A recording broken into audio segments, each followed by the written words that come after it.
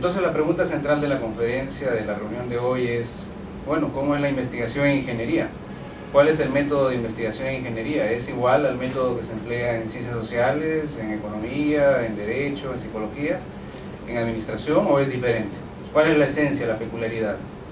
Y dentro de las ingenierías, porque hay tantas especialidades dentro de ingeniería, ¿el método es igual o también hay adaptaciones o diferenciación? Vamos a ver. Siguiente, por favor. ¿Por qué promover la investigación en ingeniería en la universidad? Bueno, hay muchas razones. La principal es que el entorno laboral ha cambiado. Ustedes más que nadie, estimados docentes, saben que hoy en día el mundo laboral está globalizado y nos exigen tener estudiantes que hayan sido formados con una visión global y que hayan sido formados a la vanguardia del conocimiento.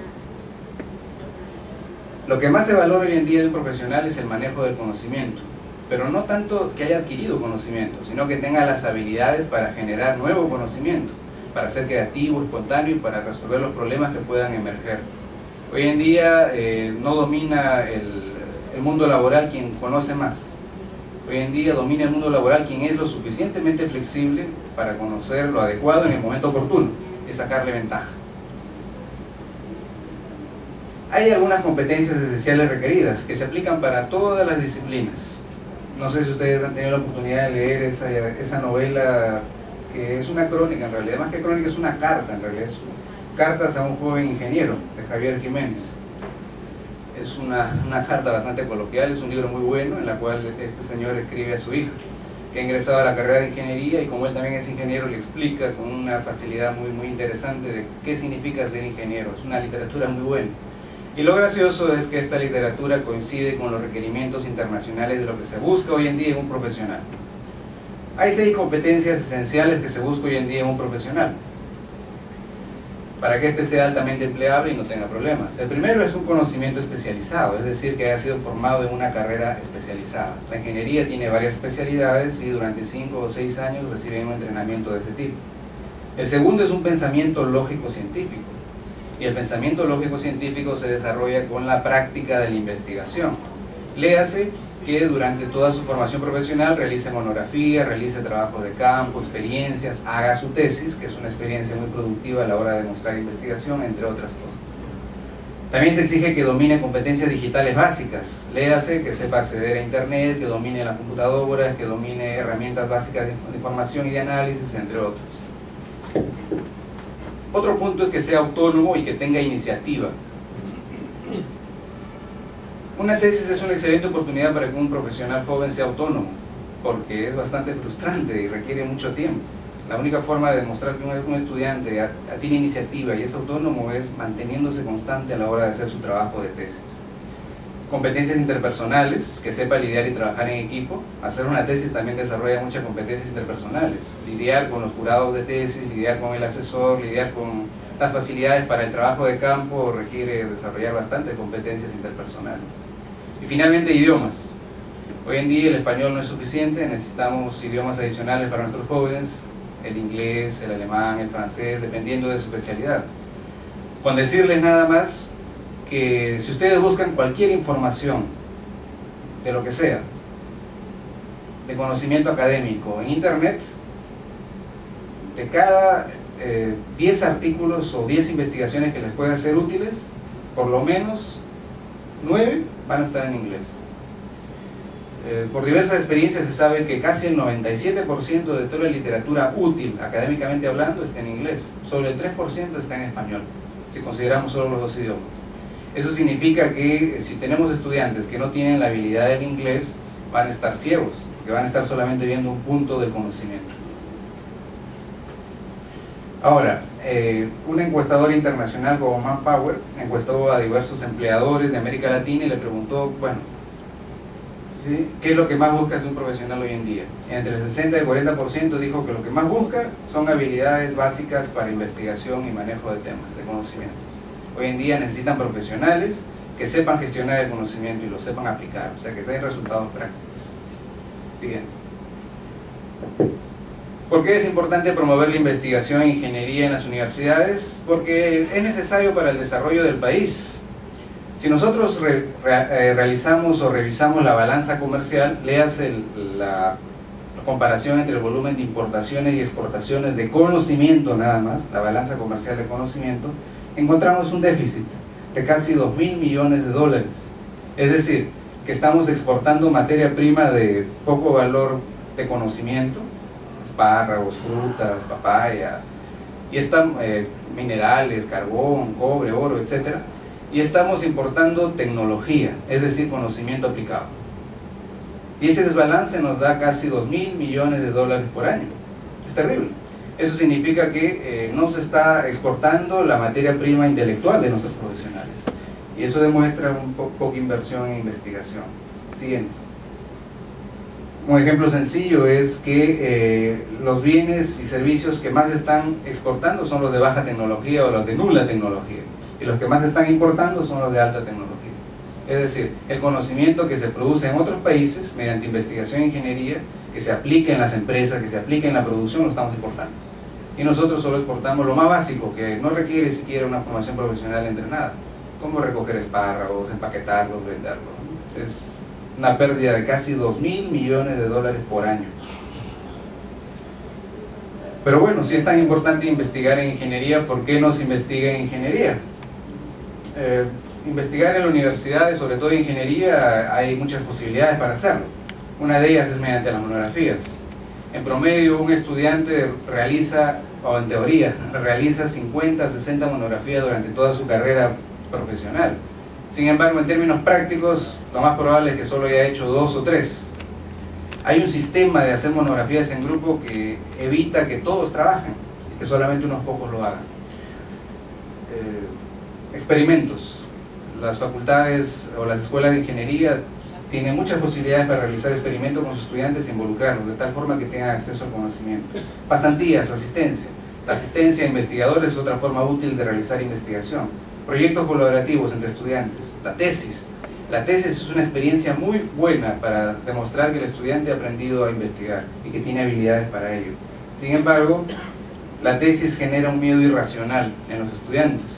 Si ustedes conversan con cualquier egresado o con cualquier joven que está por terminar la carrera, por lo menos 8 de cada 10 les va a demostrar un miedo o un rechazo hacia la tesis, por diversas razones, pero un rechazo hacia la tesis. Se verá un miedo irracional, pero está justificado, porque hay ciertas razones que explican por qué le tienen miedo o por qué no les gusta. En realidad, la experiencia de una tesis para un estudiante es una experiencia casi traumática. Sienten que es un camino sin salida y que le va a tomar mucho tiempo, y dada la complejidad de este problema, hay mucha oferta de rapitesis, ¿no? O sea, tesis que se hacen fuera de la universidad, que casi siempre son plagios o mamotretos armados, pero que no son tesis propiamente dichas. Siguiente, por favor. Ahora, el estudiante ve un callejón oscuro a la hora de hacer una tesis. Siente que va a atravesar y va a tener que pelear con diversas personalidades. Primero tiene que pelear con su asesor de tesis para demostrar su tema de tesis, para que el asesor lo pueda guiar bien. Muchas veces siente que el asesor no lo escucha, no lo entiende. Si es que tiene suerte y logra que el asesor lo apruebe, tiene que pelear contra el jurado revisor, contra los objetantes, luego contra el panel de jurados propiamente dicho. Al final el título está pasando todo ese callejón oscuro. Para el tesista, hacer una tesis es un callejón oscuro. Sencillamente prefiere evitarlo. Ahora, a veces sin querer, los asesores y los jurados nos convertimos en asesinos de tesis de ingeniería. Una forma sencilla de volverse asesino de tesis en ingeniería es importar formas de enseñar a hacer investigación de otras carreras que no son adecuadas al método de la ingeniería. Por ejemplo, formas de enseñar metodología de investigación que son propias de la sociología, del derecho, de la psicología, que se aplican a ingeniería, muchas veces son improductivas. ¿Por qué? Porque presionan al estudiante con aspectos que no están entrenados para manejar. En realidad la ingeniería tiene su propio método de investigación, y el método tal como se quiere presionar otras carreras puede generar un efecto contrario, que es desalentar al estudiante. Al final la tesis se convierte en un trauma, y los estudiantes ven a los asesores de tesis y a los jurados como personalidades muy rígidas, que imponen cómo debe hacerse la investigación, que no los entienden, muy conceptualistas, ambiguos, que dicen un día una cosa, otro día otro, muy inflexibles y que descalifican constantemente con el trabajo. Hacer una tesis es un riesgo muy grave para la autoestima, dijo una vez un colega psicólogo. Y bueno, está haciendo una investigación actualmente y está encontrando que efectivamente quien hace una tesis puede tener serios problemas psicológicos como consecuencia de todo el proceso, aunque parezca mentira. Ahora, no hay que ir muy lejos para pensar en nuestros estudiantes de pregrado. Pensemos en nuestros casos como estudiantes de posgrado. Como estudiantes de posgrado también podemos ver experiencias parecidas, semejantes. Y hay preguntas angustiantes que los estudiantes lo evitan o tratan de evitar. Y las hipótesis, ¿qué cosas son? ¿Por qué debo hacerlas? ¿Debo hacer hipótesis en ingeniería? Y la lista de indicadores, ¿pero cómo? ¿Por qué? Y la variable dependiente, independiente, ¿por qué en mi investigación tiene que haber variable dependiente, independiente? ¿Por qué no puede ser de otra forma? Y la población, y mis diseños correlacionales, mi materia de consistencia, etcétera, etcétera. Los estudiantes de ingeniería que hacen investigación no se sienten muy cómodos con este tipo de enfoque. Y les damos la razón, porque este tipo de enfoque no es propio para la carrera de ingeniería ni para sus especialidades, es una metodología de otras disciplinas, no es de la ingeniería. ¿Siempre ha sido así? Es decir, ¿siempre ha habido estos problemas? Hoy en día se exige que las tesis sean científicas, es decir, que haya un aporte científico. Sin embargo, eso es nuevo. En realidad las universidades modernas no tienen más de 1000 años de formadas. Y desde hace 1000 años se exige las tesis. O sea, apareció la universidad, apareció la tesis, han ido de la mano. Pero no han aplicado el método científico hasta hace 200 años. Siguiente. La universidad incorporó el método científico como aproximación para investigar dentro de la universidad recién en 1810, cuando se creó la Universidad de Berlín, en Alemania, cuando von Humboldt trabajó con una comisión para incorporar el método científico al método docente.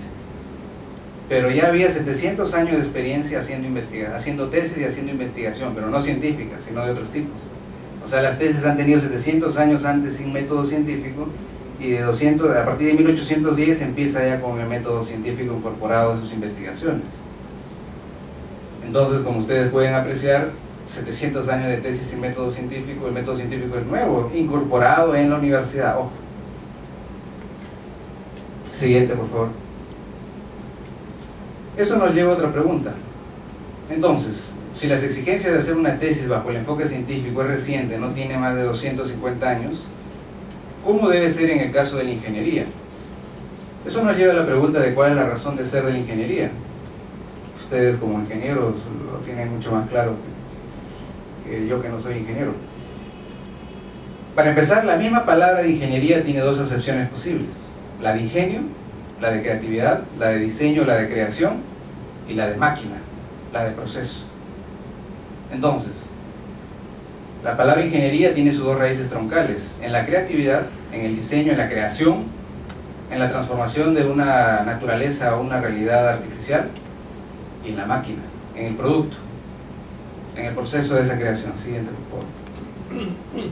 Ahora, si ustedes revisan la literatura existente sobre historia de la ingeniería, hay tantos casos que demuestran que la ingeniería es mucho más antigua que el método científico, mucho más antigua que la ciencia. En realidad la ingeniería ha ido a la par con el desarrollo de la humanidad. Entonces, si la ingeniería ya ha desarrollado un método, ya ha desarrollado tantos productos, tanta innovación, tanto aporte a la sociedad, ¿por qué ahora se le está exigiendo que se adapte al método científico? ¿Por qué ahora nuestros estudiantes se sienten tan apretados en una camisa de fuerza para hacer su investigación? No tiene sentido.